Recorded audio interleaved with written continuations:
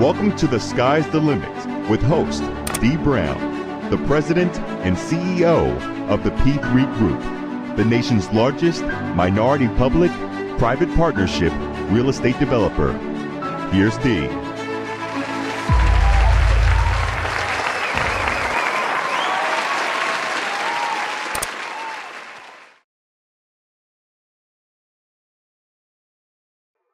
Hello and welcome to this episode of The Sky's the Limit.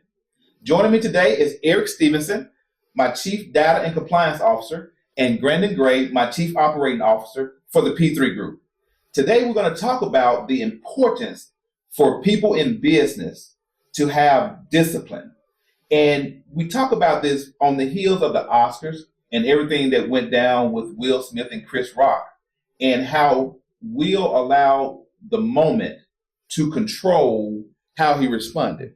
And so in business, especially as African Americans, I feel that we can't afford to make those type of mistakes, primarily because we know that we're going to be penalized a lot tougher than our counterparts. And that's just the reality of it. I mean, if you look at whether it's the criminal justice system, whether it's through employment, in your respective careers and jobs, a lot of times when we make mistakes, the penalties are much more severe. Right. And so I want to talk about that incident and how Netflix, Sony, other studios have stopped working on Will Smith projects. And do you feel like the punishment fit the offense? Okay. I'll go first. So I don't necessarily feel like the punishment does fit the offense. So let me go back and say that I do think that it was wrong. I think his approach was wrong. I think, like you said at the beginning, he let his emotions take over at a time, regardless of what was going on. You're on the world stage. You shouldn't have done that. But I think that it's not in line with the other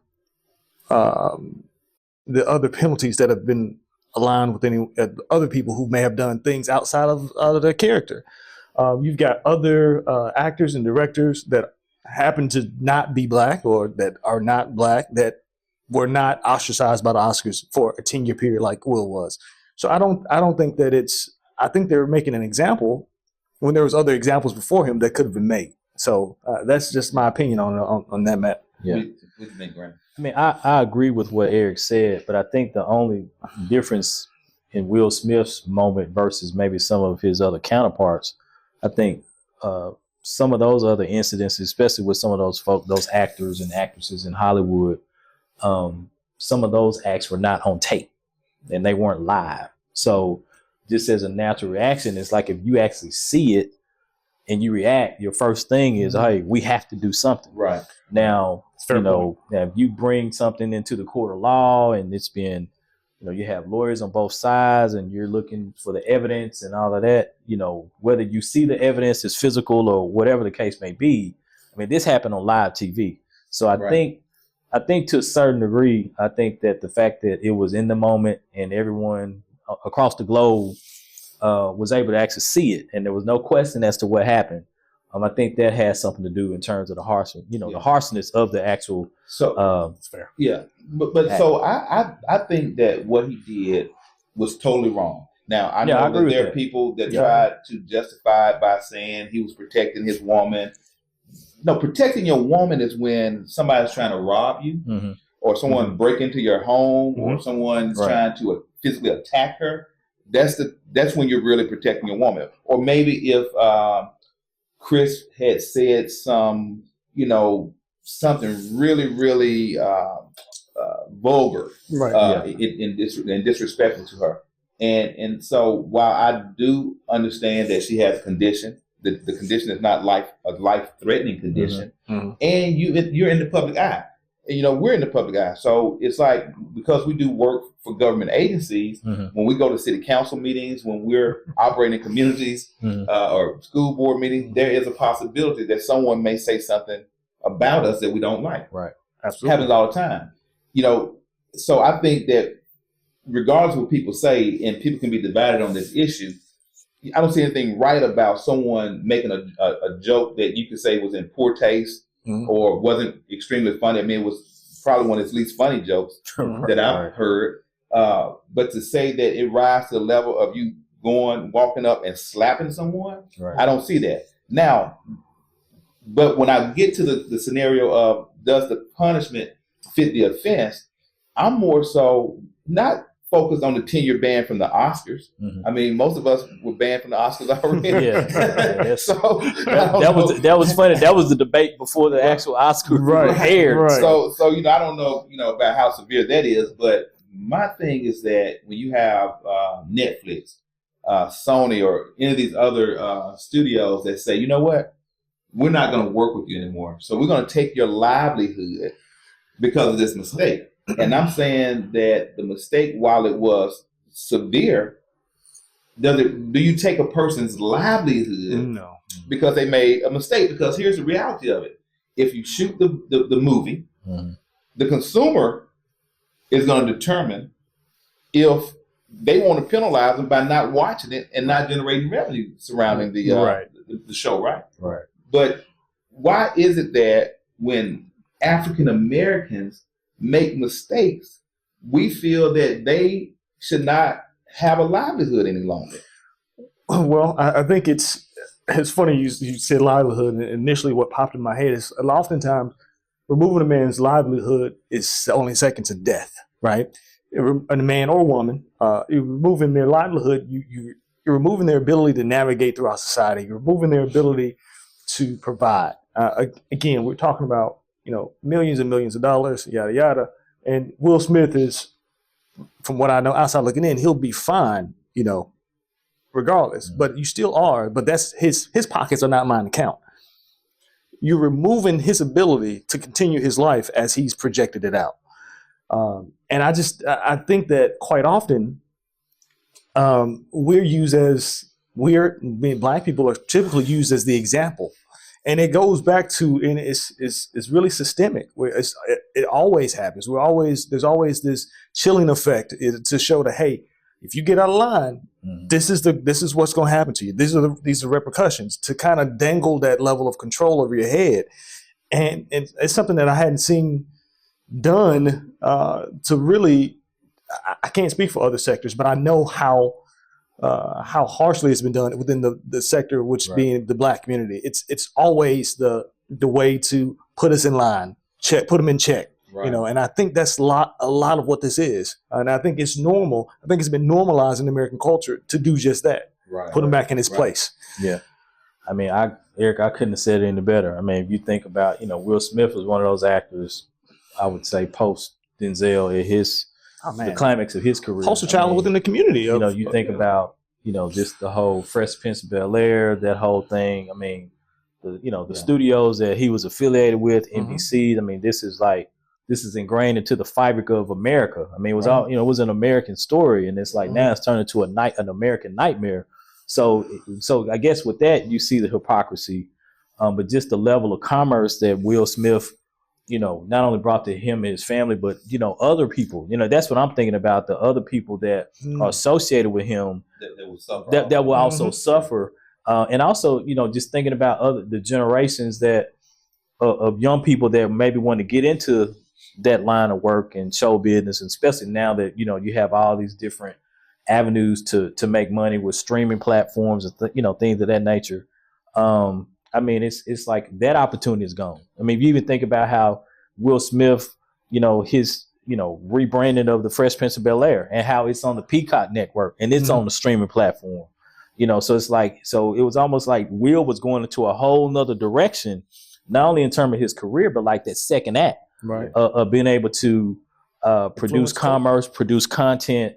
And so he's never going to be able to capitalize off of that. I mean, he'll be able to live off of what he's, gotten over time, but just think about the next level of where we are in 2022 in that content. So to me, it's taken it to a whole nother stratosphere. Well, the thing that I guess that bothered me most about the repercussion side of it is that when you look at his history, he's not a guy that has traditionally conducted himself in that manner. And so I don't know what was going on with him, and mentally or emotionally at that moment that caused him to snap like that.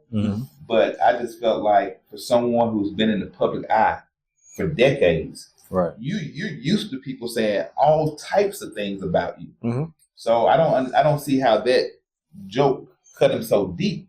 But at the same time, when you look at a person holistically, if he had been someone that has been out there wilding out, and you say, you know what, this is the final straw, then okay, you say, okay, I'm cutting you off. Right. But I think that people have the right to make mistakes and ask for forgiveness. Absolutely. And whether you like what he did or didn't, I don't think that he did something that was unforgivable. Right. Now, Chris may feel a different way, and he has the right to sue him and or do whatever actions that he feel are appropriate based on what occurred, and that's something that's separate and apart from someone that you're working with, that you have a relationship with, saying like, "Oh, you made this mistake, and it's unforgivable." And so let's just talk about a case study. So I will use, and this is probably going to be one of the most controversial topics I've ever gone public to make. But I'm going to talk about January 6th, right? The insurrection. All right. And it was really an unusual day for us because that was the day that you were being interviewed to come work here at the company. And we were in the middle of the interview. We had CNN on the screen, but the volume was off. Right. And we looked up and saw what was happening, and we literally stopped the interview.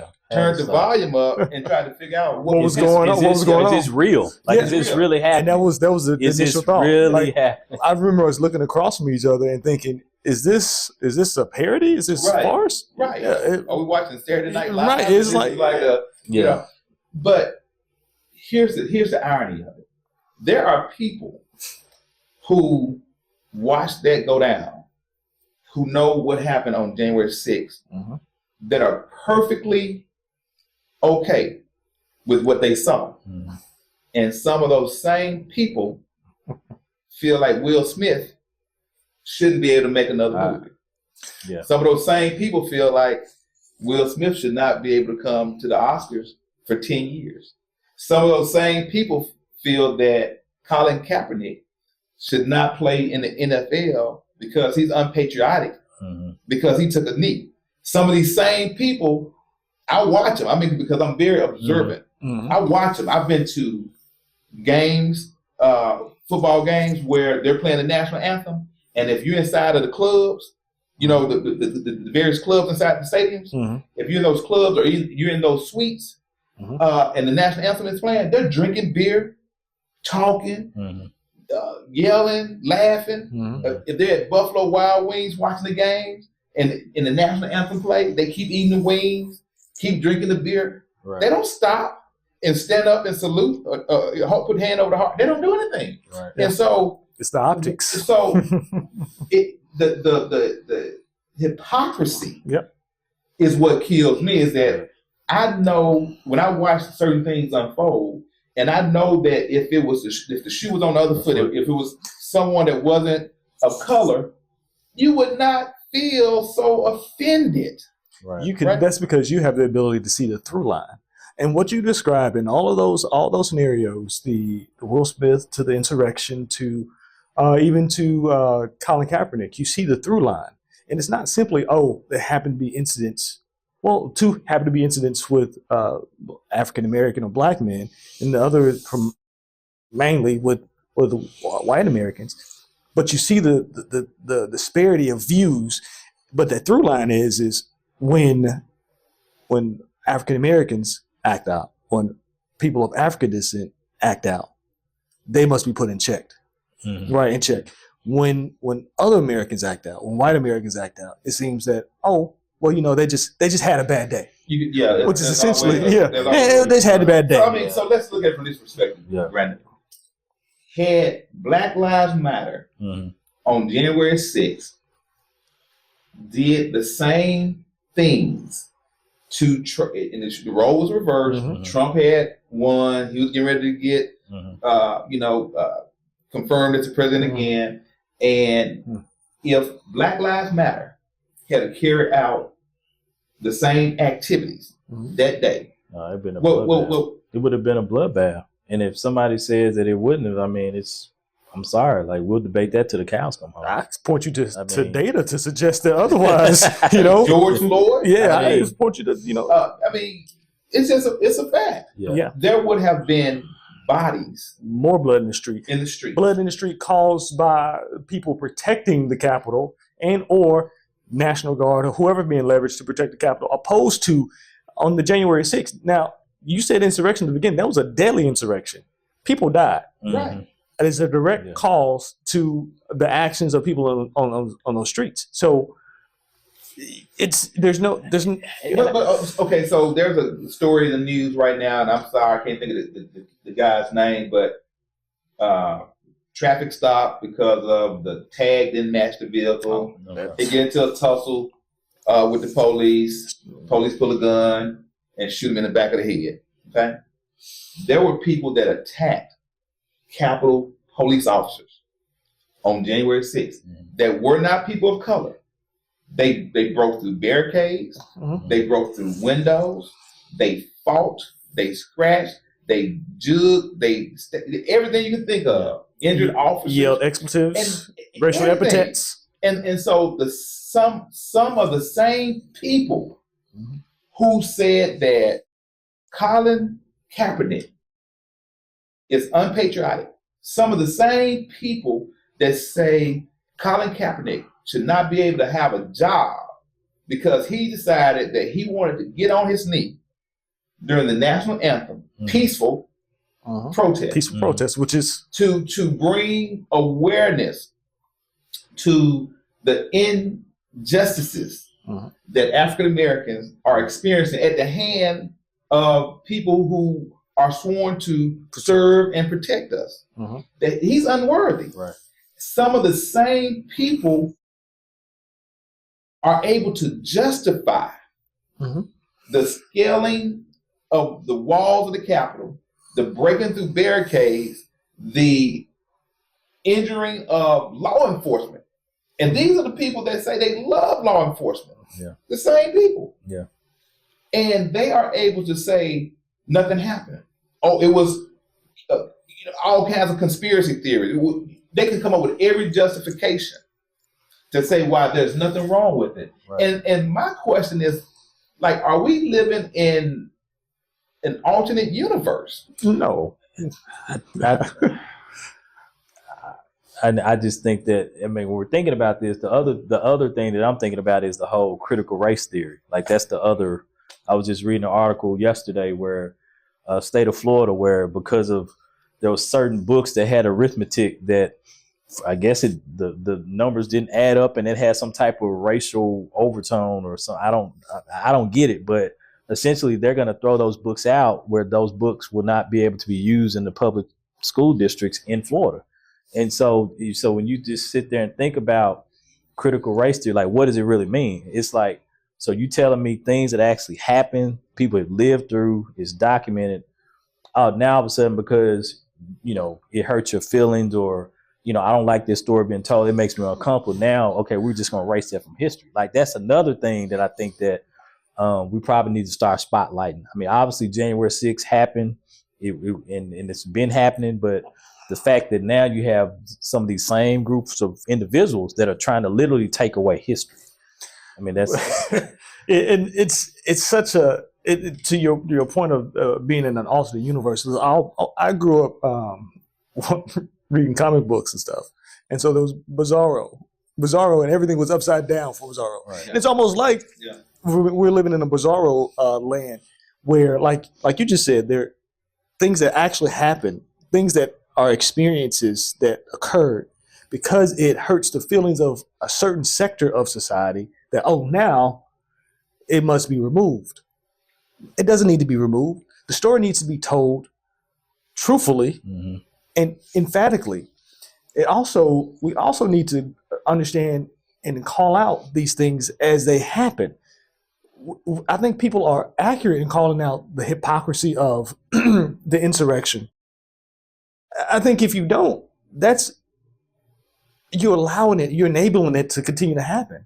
Because if, like, again, critical race theory, you have the removal of it, which in a lot of cases is kind of a talking point, because critical race theory was something that was taught to be viewed from a systemic way in law and in law courses, upper level. So it never reached kindergarten or elementary and things of that nature. But what we're also seeing is and I think what if I'm sideline quarterbacking, I think what it really becomes is they see that now, or people see that now you can't hide anything. Right. Information is readily available. Yeah. Cameras are readily available. Now, when you start, I've got children and young people that are in my life, they're starting to put these things together. They're starting to understand. But not only that, I mean, you have kids nowadays because, cultures are so intermixed. You're right. Not just from a genetic standpoint, family standpoint, but just from, just pop culture things. So you have groups of individuals that are, that are congregating, that are friends, that are, doing things together that, maybe 30, 40 years ago, not as much. Absolutely. So, these folks are going home to their parents and they're asking questions because the information is out there. So I think when you're getting it, in your little space, or you're getting it from, Johnny comes home and asks a question like, okay, that's making you uncomfortable. Okay, well, all right, it's making me, let's figure out a way where we can take this away and we don't have to deal with about it anymore. And we can talk about it. Right. So, and for a point of clarity, I don't identify myself as a Democrat or Republican, right? I would support a Republican who have views that I can relate to or that I think are beneficial to my life and my family. It doesn't really matter to me. So the context of what I'm talking about isn't about Democrats versus Republicans, even though there has been over the last 8 to 10 years a really bright line drawn in the sand, distinguishing the two different sides. But from a policy perspective, there are tons of things that Democrats do or don't do that I just can't simply understand or wrap my mind around. Even now you got control of both houses, you got the presidency, and there are things that you could do to advance initiative, and you can't do it. So I can't identify with that. Though there are Democrats that I would readily support for various offices. Republicans, on the other hand, a lot of their policies I do identify with, but the nonsense, the rhetoric, the BS component of the party, I'm just totally turned off by it. Just totally turned off by it. But there are still some Republican candidates that I can support for various offices and roles if I feel like their policies are going to be beneficial to me and my family from where I sit. Absolutely. And so I'm not approaching it from that angle when I talk about January 6th. I'm approaching it from the standpoint of a guy that I grew up in a small town in Mississippi. And during the time that I was in high school, we had separate proms, whites and blacks didn't know the prom together. I was a class president. I remember organizing senior skip day only to find out that the same guys that I played football with wouldn't skip school with us. They skipped on a different day, even though they planned it all. We had separate class reunions. Still to this day, for the most part, there's not a fully integrated class reunion. Yet, if you talk to people in that town about race, the white people will say like they don't know what we're talking about. It's like what we're saying is, you just bringing up something. It's not that long ago. Like I think sometimes people think that when I'm laughing, I'm not laughing because it's comical. I'm laughing because it's just so ironic. That's not that long ago. No, it's not that long ago at all. It's like right now in a little town that my grandmother lived in. It's probably less than 30 miles away from this where we are now, and there is still a plantation that is very visible in the community, several within a 10-mile radius. But this one particular plantation, I guess, is now a farm. Mm-hmm. And ironically, I actually went up to it and was just looking around, and I noticed the name. And I can't remember what the name was, but the thing that really struck me was that the name of what it was then, all they did was just turn the name around. So the word is actually backwards. Mm-hmm. So I'm just thinking about when you talk about the word hypocrisy, right? That is something like right. We could drive right now in less than 30 minutes. We could be there. No, there's several examples. We don't even have to drive that far from where we are. Yeah, it's like it's drive around the corner. Right. Yeah. I mean, if you think about redlining that still happens. Yeah. You think about all these different practices that, like, to your point. We have some members of society will say, "Oh, that's not an issue. That's not a problem anymore." Yeah. But it very much is. Or you'll be labeled a troublemaker. Talking about it. I mean, and I think what's so important is especially as Black Americans. I typically use the term Black. I don't know if everybody, but I typically use the term Black Americans. Us as Black Americans, I think we're at a critical time where information is public. Information is readily available. Yeah. And so, not just because of the title in which I serve at the company, like, I think the numbers are important. The data, if you look at the data, it'll tell the story. The data, I think was Jay-Z said, "What men lie, women lie, numbers don't." Yes, like, I can speculate all day, but if I put a strict data set together. Now so this is going to be probably the most controversial part of what I got to say. I thought we just passed. You just passed it. So I want to make sure y'all know I'm equal opportunity. Okay, that's fine. Okay. That's fine. We talk about these disparities in terms of how people of color are treated in business, and all walks of life. It still exists today. It does, and it's not as bad as it was previously, but it still exists. There's still issues, and there's still issues. But on the flip side of it, now we do each other bad too. Oh yeah. As African Americans or people of color, we always complain about how we get mistreated by white people or non-minority people. That's a complaint, and it's a legitimate complaint. But we do each other bad as well, because we're having this conversation about whether Will Smith should never work again. And there are some African Americans, there are people of color who feel like he should not work again.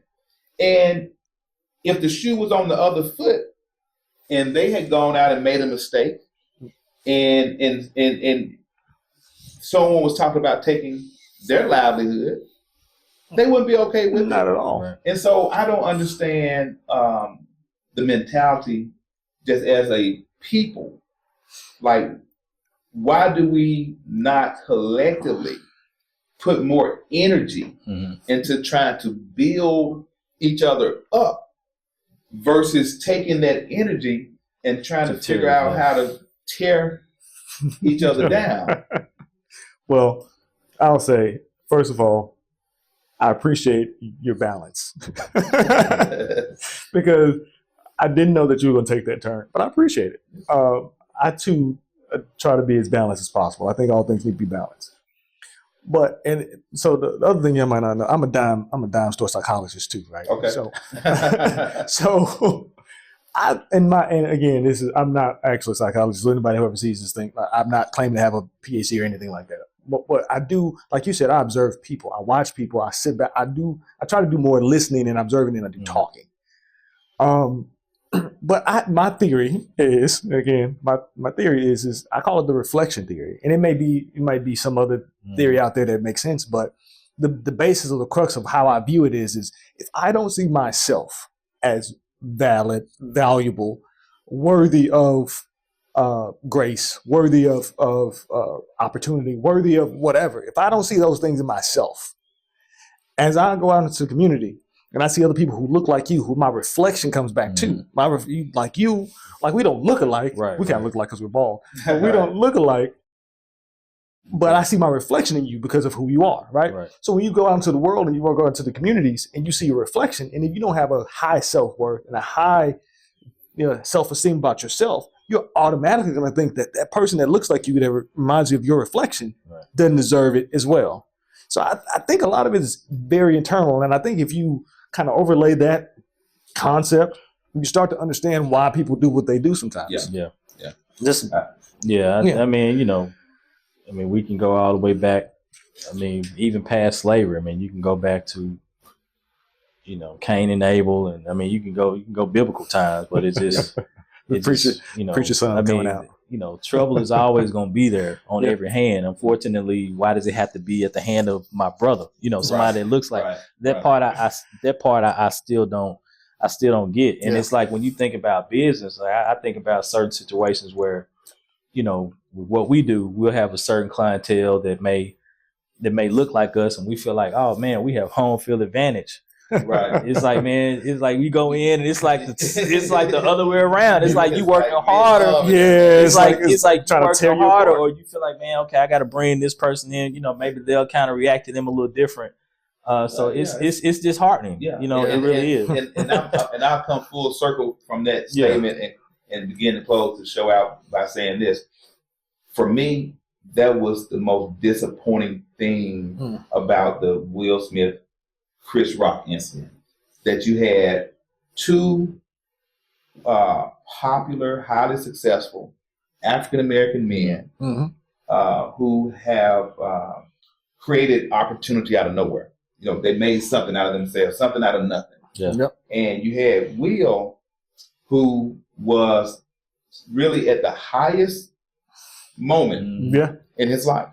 And he actually cut his own self down because he did not have the ability to control his emotions and his feelings.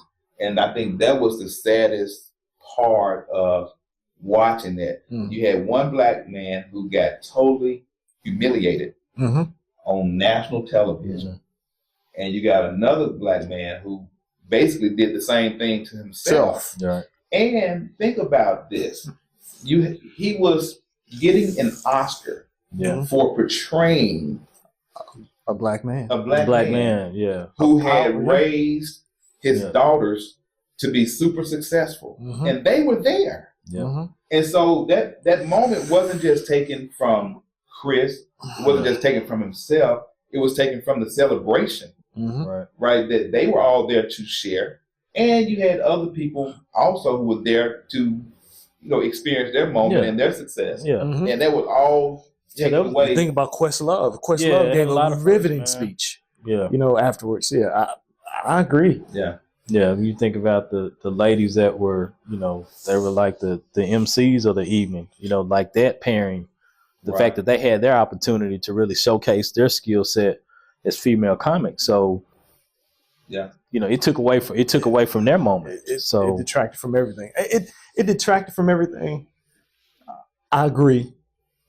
But I also feel that in this cancel culture that we live in, I don't feel that Will should be canceled. As disappointing as I am, all the things you described, and you did so well, and you're right. It's a lot of. I just don't feel like, I think we're too quick to cancel, and I think we do need to give some grace.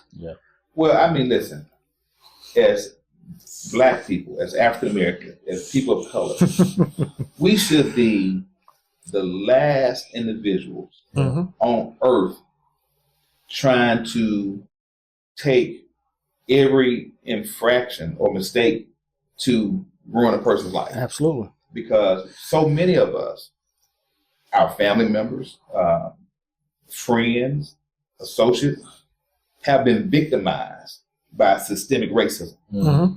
And if it wasn't for that mercy and that forgiveness that we can muster up amongst ourselves and our friends and our peers, where would we be? Where would we be? And that's why I think it's important that we continue to build our own platforms so that we can't be simply clicked off by someone's decision or some small group of people's decision who have allowed other individuals to get away with so much more. And so Guys, thanks for being on the show. No problem. I Always a enjoyed it. pleasure. Viewers, thank you for watching. This has been The Sky's the Limit. This has been The Sky's the Limit with Dee Brown, CEO. To find out more about Dee, go to dbrownceo.com or Google Dee Brown CEO. To connect with the P3 Group, check out thep3groupinc.com. The Sky's the Limit is a self-made TV original production.